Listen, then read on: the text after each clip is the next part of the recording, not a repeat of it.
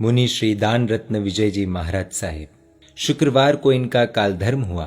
इनकी प्रसन्नता को समझाना शायद शब्दों में असंभव है। 19 वर्ष की उम्र में सिर्फ 5 वर्ष के दीक्षा पर्याय के बाद इनका देवलोक गमन हुआ। दीक्षा के लगभग 1.5 साल के बाद अशाता वेदनीय कर्म उदय में आए। ये सामान्य आत्मा नहीं थी। इनका जीवन कैसा रहा वो समझने के लिए इनसे जुड़े कुछ अद्भुत प्रसंग सुनते हैं। जिन शासन की एक माँ एक दिन मुनि श्री दान रत्न विजय जी महाराज साहेब को संदेश बोहराने गई थी। उस दिन उस माता के पुत्र साधु भगवंत का दीक्षा दिवस था, तो साथ में बादाम का सीरा भी ले गई थी। शारीरिक व्याधि हो तो इस तरह की गोचरी की भी अनुमति है। यही तो जैन धर्म के अनेकांतवाद का प्रमाण है।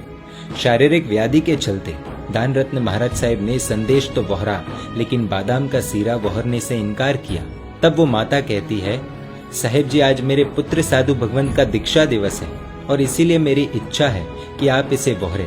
उस माँ की इच्छा और मन रखने के लिए दान रत्न महाराज साहेब ने ना के बराबर सीरा बोहरा, ये कहकर कि ये शरीर इस सीरा को पचा नहीं पाता, इसीलिए मैं ज्यादा नहीं बोहर सकता। इन महात्मा को शारीरिक व्याधि इतनी थी कि शायद अगर किसी सामान्य व्यक्ति को हो तो वो ऊपर वाले से वरदान में मृत्यु मांग ले। ऐसी शारीरिक व्याधि होने के बावजूद उस दिन उन्होंने पात्रा लिया और अपने गुरु भाई से कहा कि आज इन्हीं के घर से गुरुदेव के लिए गोचरी लेकर आएंगे। गुरु भाई ने तो इन्हें एक माँ की तरह संभाला था। उपाश्रय से कुछ ही दूरी पर उस माता का घर था। उस माँ को इस बात का जरा सा भी अंदाजा नहीं था कि उस दिन क्या होने वाला है। सीढ़ियां भी नहीं चढ़ पाते थे, इसलिए दान रत्न महाराज साहेब अपने गुरु भाई के साथ उनका सहारा लेकर उस माँ के घर पधारे।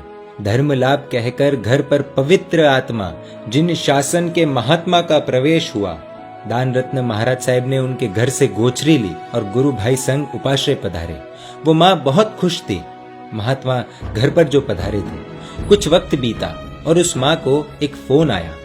क्या आपको पता है कि दान रत्न महाराज साहेब आज आपके घर क्यों पधारे थे? माँ ने कहा, ना, नहीं तो क्या हुआ? सामने से भाई ने कहा, आज सुबह आपने गुरु भगवंत से कहा था कि आज आपके पुत्र साधु भगवंत का दीक्षा दिवस है और आपको आपके बेटे की बहुत याद आ रही होगी। आसपास होते तो शायद आप उनके पास जाते, उन्हें वंदन करते, सुख शाता पूछते, लेकिन वो तो किसी और शहर में है।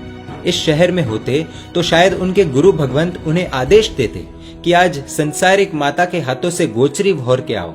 शायद आपकी नजर दरवाजे पर होती कि आज तो मेरा पुत्र आएगा। बस इसी सोच के साथ आज वो आपके घर आए थे, आप ही के बेटे बनकर, आप ही के पुत्र साधु बनकर, अपनी माँ के पास, अपनी माँ के हाथों से गोचरी बहोरने के लिए। आज के दिन आपको आपके बेटे की कमी महसूस ना हो, हृदय में यही भावना लेकर वो आपके घर पधारे थे। उस माँ के पास तो कहने के लिए कोई शब्द ही नहीं थे। आंखों से गिर रहे आंसुओं ने सब बोल दिया था। ये है हमारा जैन धर्म। यहाँ साधु जीवन में राग के लिए कोई जगह नहीं, लेकिन यहाँ प्रेम ही प्रेम है। हर माँ में अपनी माँ नजर आए, वही है जैन धर्म। कुछ समय पहले की बात है। एक रात इन्हें बहुत पीड़ा हुई, लगभग 25 से 30 बार लूज मोशन। एक क्षण के लिए सोचिए उसके बाद क्या हालत हुई होगी। लेकिन अगले दिन जब एक माता इन्हें वंदन करने गई, तब देखा तो चेहरे पर वही मुस्कुराहट, वही हंसी, वही समाधि। बचपन में 55 की समता रखने वाले महात्मा थे। जिस समाधि की प्रार्थना हर साधु भगवंत करते हैं, उन्होंने सहज रीत से वह प्राप्त कर ली थी। वो कहते हैं ना, बड़प्पन उम्र से नहीं बुद्धि से होता है। इनकी शारीरिक व्याधि के बावजूद इनके चेहरे पर कभी प्रसन्नता कम नहीं हुई। सुबह हो या शाम, दोपहर हो या रात, इनके चेहरे पर हमेशा मुस्कान बनी रहती थी। इतनी पीड़ा के बावजूद इनकी मुस्कुराहट में जरा सी भी कमी नहीं आई। इनका चेहरा देखकर तो शायद ही कोई पहचान पाए कि इन्हें कोई शारीरिक व्याधि है भी या नहीं। आज का माहौल ले लीजिए। जिंदगी में जरा सा उतार चढ़ाव आते ही हमारा मन दुखी हो जाता है, रोने का मन करता है, क्रोध आ जाता है, कभी कभी तो आत्महत्या की भी इच्छा हो जाती है।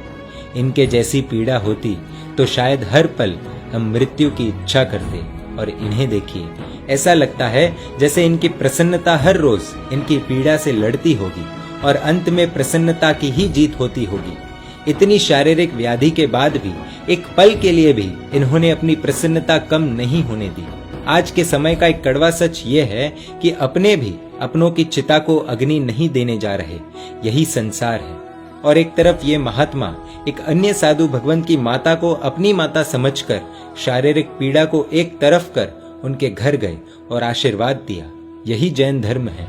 इनकी प्रसन्नता हम सभी के लिए प्रेरणा बन सकती है। इतनी छोटी सी उम्र में इतनी बड़ी साधना।